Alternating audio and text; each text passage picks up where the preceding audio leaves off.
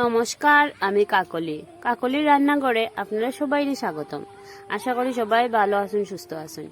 আজকে আমি আপনার লিগা আরেকটা নতুন রেসিপি লইয়া হাজির হয়েছি।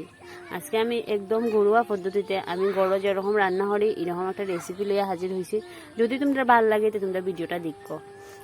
প্রথমে আমি আজকে রান্না করবো ঝেঙ্গা দিয়া মখা মাছের তরকারি। আমি যেরকম রান্না করি ঘরো একদম সিম্পল রেসিপি, কোনো মশলা টসলা কিচ্ছু না, একদম ঘরোয়া মশলা দিয়ে আমি রান্নাটা করবো।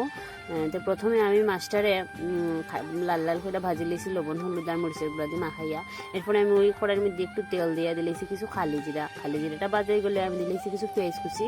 পেঁয়াজটা যখন বাজে হইব তখন আমি আগের থেকে কাটা ঝেঙ্গাটারে দিলাইমো। আমি দিয়া এটারে একটু ভালো করে কষাই এটার মধ্যে আমি মশলা অ্যাড করবো। একদম ঘরে যা যা মশলা থাকা তা মশলাই আমি দিছি। মশলার মধ্যে আমি দিব একটু হলুদ গুঁড়া, জিরের গুঁড়া, ধনিয়ার গুঁড়া আর লঙ্কা গুঁড়া আর স্বাদ মতো লবণ দিয়া আমি খুব ভালো করে এটার কষাইমো যতক্ষণ না এটার কষানি হয়, জেঙ্গাটা সিদ্ধ হয়। আমি এক্সট্রা কোনো জল দিতাম না, কারণ জেঙ্গার থেকে অনেক জল বাইর হয়। তো তোমরা কইবা এটা আবার কিটা রেসিপিটা শেয়ার করার মতো কোনো রেসিপি নেই। ভাবলাম আমি ঘরে যেরকম রান্না করি এরকমই একটা রেসিপি তোমরা লোকে শেয়ার করি। আর আমি ঘরে যেরকম রান্না করি সব রেসিপি তোমরা লোকে এরকমই শেয়ার করি।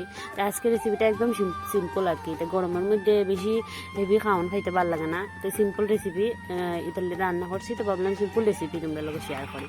তো ভালোভাবে আমি জেঙ্গাটারে খুব ভালো করে কষাইয়া দিলেছি জলটা জাল উঠলে পরে আমি দিলাম বেশ কিছুটা কাঁচামরিচ আর দিলাম আগের থেকে ভাজা রাখা মখা মাছটা দিয়ে আমি এটারে জালও বসাইয়া এদিকে আমি কিছু বিলাতি ধনিয়া পাতা আনানো গেছিলাম। তো বিলাতি ধনিয়া পাতা এই জেঙ্গা তরকারিটার মধ্যে দিলে খুব ভালো লাগে খাইতে।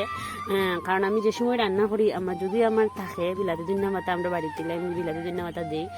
বিলাতি ধনিয়া পাতা দিয়া আমি এটারে আরও কিছুক্ষণ জাল দিম, বেশিক্ষণ জাল দিতাম না, জাল দিয়ে আমি নামাই দিমু। তো রেসিপিটা রেডি হয়ে গেছে। যদি তোমরা আমার রান্না ভাল লাগে তাহলে লাইক করো, কমেন্ট করো, শেয়ার করো আর আমার পেজটারে ফলো করে দিও আর আমার পাশে থেকো। আর ততক্ষণ আমার ভিডিওটা দেখার লেগে তোমরা অনেক অনেক ধন্যবাদ।